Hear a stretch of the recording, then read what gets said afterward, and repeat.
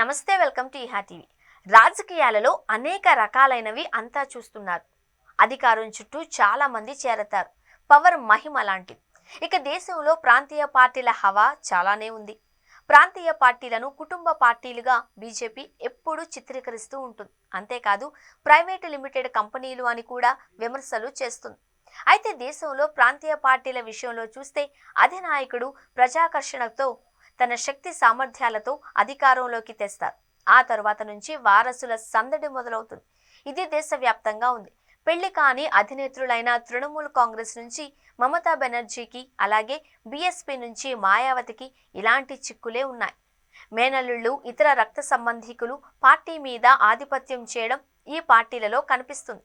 యూపీలో ఎస్పీ అధినేత ములాయం సింగ్ యాదవ్ రాజకీయ నాయకత్వం కుమారుడు అఖిలేష్ యాదవ్ దక్కించుకున్నారు. కానీ ఒక దశలో ఆయనకు సవతి సోదరుడు నుంచి పోటీ వచ్చింది. ఇక బీహార్లో లాలూ పార్టీ ఆర్జేడీకి కూడా కుమారులే వారసులు. అయితే తేజస్వి యాదవ్ జోరు చేస్తున్నారు. సోదరి మీసా భారతి, మరో సోదరుడు ఆ పార్టీలో ఇప్పుడు క్రియాశీలకంగానే ఉన్నారు. దక్షిణాన చూస్తే తమిళనాడులో ఎంతో మంది వారసుల పోటీని ఎదుర్కొని కరుణానిధి కుమారుడు స్టాలిన్ పార్టీ మీద పట్టు సంపాదించారు. పెద్దన్నయ్య అళగిరిని విజయవంతంగా సైడ్ చేశారు. సోదరి కనమొళి మాత్రం పార్టీలో పరిమితమైన స్థాయిలోనే ఉన్నారు. కర్ణాటకలో చూస్తే జేడీయూలో పార్టీ పగ్గాలు దేవగౌడ తమ చిన్న కుమారుడు కుమారస్వామికే కట్టబెట్టారు. అయితే పెద్ద కుమారుడు కూడా పార్టీలో క్రియాశీలకంగా ఉన్నారు. తెలుగునాటకు వస్తే 4 ప్రాంతీయ పార్టీలు కనిపిస్తాయి. అందులో జూనియర్ అయిన జనసేనను పక్కన పెడితే మిగిలిన పార్టీలకు వారసుల బెడద ఉంది. తెలుగుదేశంలో నాయకత్వ పగ్గాలు నందమూరి నుంచి నారా చంద్రబాబు దక్కించుకోవడమే కాదు, తమ నాయకత్వాన్ని నిలబెట్టుకోవడానికి ఎన్నో చేయాల్సి వచ్చింది. ఇక వైసీపీలో వైఎస్ఆర్ వారసులుగా జగన్, షర్మిల ఉన్నారు. అయితే ఒకసారి మాత్రమే వైసీపీ అధికారంలోకి వచ్చింది, కానీ షర్మిలకు ఏ పదవి దక్కలేదు. దాంతో ఆమె అలిగి పార్టీని వీడిపోయారు. అలా అన్నా చెల్లెళ్ల రాజకీయం కళ్ల ముందే ఉంది.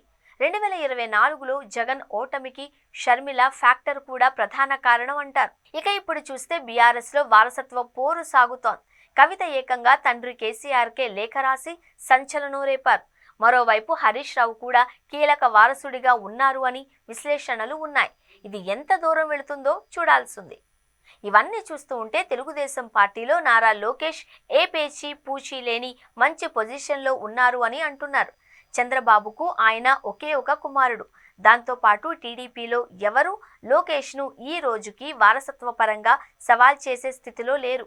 ఆ విధంగా పూర్వరంగమంతా బాబు సిద్ధం చేసి పెట్టారు. లోకేష్కి ఏ ఇబ్బంది లేకుండా బాబు వన్ అండ్ ఓన్లీ వారసత్వ నాయకుడిగా లోకేష్ను పార్టీలో ఉంచారు. చంద్రబాబు నుంచి చాలా సులువుగా నాయకత్వ పగ్గాలు లోకేష్కు అనుకున్న సమయానికి బదిలీ అయ్యే అవకాశాలు ఉన్నాయి.